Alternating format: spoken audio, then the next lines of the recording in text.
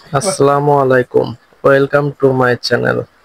আজকে আমরা আপনাদেরকে নিয়ে এসেছি শ্রী শ্রী ঠাকুর অনুকূলচন্দ্র সৎসঙ্গ হেমায়েতপুর, পাবনাতে।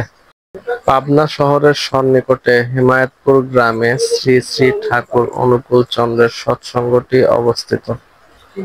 অনুকূলচন্দ্রের পিতা ছিলেন হেমায়েতপুর গ্রামের শ্রী শীতচন্দ্র চক্রবর্তী এবং মাতা ছিলেন শ্রী যুক্তা মনমোহিনী দেবী।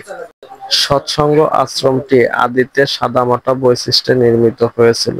এতে কোনো উল্লেখযোগ্য স্থাপত্যের বৈশিষ্ট্য পরিলক্ষিত হয়নি। তবে বর্গাকৃতির ভবনটির শীর্ষদেশ চারটি ত্রিভুজাকৃতির ক্রমহ্রাসমান ছাদে আচ্ছাদিত ছিল। এ মন্দিরের শিখর ক্ষুদ্রাকৃতির, কলস ফিনিয়ালে আকর্ষণীয় বৈশিষ্ট্য মণ্ডিত ছিল। শ্রী শ্রী অনুকূলচন্দ্রের পিতামাতার স্মৃতি রক্ষার্থে এই মন্দির নির্মিত। মন্দিরের সম্মুখে প্রাসাদের স্মৃতি মন্দির কথাটি পাথরের উপর উৎকীর্ণ করা আছে।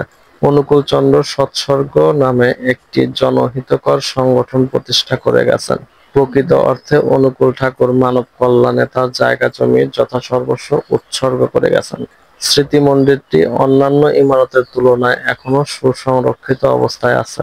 সম্প্রতি নবনির্মিত সৎসঙ্গ আশ্রম মন্দির সমন্বয়ে গঠিত স্থাপত্য নিদর্শনটি সহজেই সবার দৃষ্টি আকর্ষণ করে। মন্দিরের পাশেই শ্রী শ্রী ঠাকুর অনুকূলচন্দ্রের পূজার ঘর অবস্থিত। এই ক্ষুদ্র ভবনটি গম্বুজ বিশিষ্ট এবং ধনুক, বক্র কার্নিশ ও গম্বুজের চার কোণে চারটি দৃষ্টিনন্দন শিখর ধারণ করে এক বৈচিত্র্যময় বৈশিষ্ট্যের অবতারণা করেছে। এখানে শ্রী শ্রী অনুকূলচন্দ্রের জন্ম ও মৃত্যুবার্ষিকীকে কেন্দ্র করে বিরাট অনুষ্ঠানের আয়োজন করা হয়। ওই সময় এখানে প্রচুর লোক বা অতিথি সমাগম হয়। প্রায় লক্ষাধিক লোকের সমাগম হয় বলে জানা যায়। ভারত হতেও লোকজন এখানে আসেন। এই সম্পদের প্রয়োজনীয় মেরামত ও রক্ষণাবেক্ষণ জরুরি। সংশ্লিষ্ট বিভাগের মাধ্যমে আশ্রম এলাকার প্রয়োজনীয় পর্যটন সুবিধাদি প্রবর্তন করা হলে সারা বছরই এখানে দেশি বিদেশি পর্যটক আসা যাওয়া করবেন।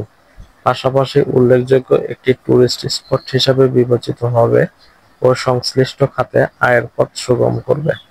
অনুকূলচন্দ্রের আশ্রমে আছে একটি ছোট্ট লাইব্রেরি, যেখানে অন্যান্য ধর্মের পাশাপাশি ইসলাম ধর্ম সম্বন্ধেও কিছু বই পাবেন। অনুকূলচন্দ্র 1888 সালের 14 সেপ্টেম্বর বঙ্গপ্রদেশের পাবনা জেলার হিমায়তপুর গ্রামে জন্মগ্রহণ করেন। তার পিতা হলেন শিবচন্দ্র চক্রবর্তী এবং মাতা হলেন মনমোহিনী দেবী। 1893 সালে তিনি হিমায়তপুর গ্রামের প্রাথমিক বিদ্যালয়ে আনুষ্ঠানিক শিক্ষা শুরু করেন। 1898 সালে তিনি পাবনা ইনস্টিটিউটে ভর্তি হন এবং সেখানে অষ্টম শ্রেণী পর্যন্ত পড়াশোনা করেন। তিনি অমিতাবাদের রায়পুর উচ্চ বিদ্যালয়ে অল্প সময়ের জন্য পড়েন এবং তারপর পশ্চিমবঙ্গের 24 পরগনার নৌহাটি উচ্চ বিদ্যালয়ে 1905 সাল পর্যন্ত পড়ালেখা করেন।